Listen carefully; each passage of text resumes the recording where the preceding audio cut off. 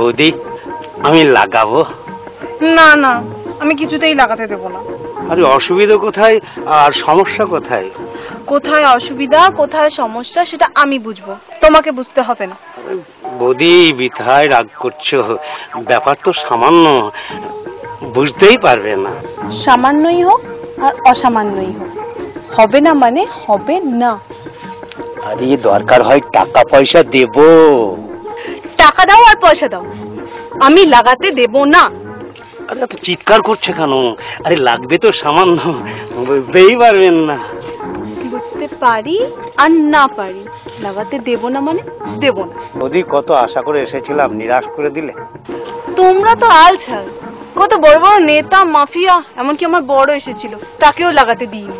হ্যাঁ, দাদাকে লাগাতে দাওনি? কেন দাওনি বৌদি? দাদার গন্ডগোলটা কি? মুখ পোড়া আমার বাড়ির দেওয়ালে মদের বিজ্ঞাপন লাগাবে বলে তৈরি ছিল, তাই আমি লাগাতে দিইনি। আরে আমরা মদের বিজ্ঞাপন দেব না, আমরা লালিপপ কোম্পানির হাতুড়ি মার্কা জাঙ্গিয়ার বিজ্ঞাপন দেব। জাঙ্গিয়ার বিজ্ঞাপন দাও আর ইয়ের বিজ্ঞাপন দাও, লাগানো হবে না, আসতে পারো। বৌদি একদম লাগাতে দেবে না? লাগাতে দিতে পারি, তবে একটা শর্ত। আরে শর্ত মর্ত যা বলবে কোনো আপত্তি নেই। বলছিলাম কি বৌদি, কোথায় লাগাবো, সামনে না পিছনে?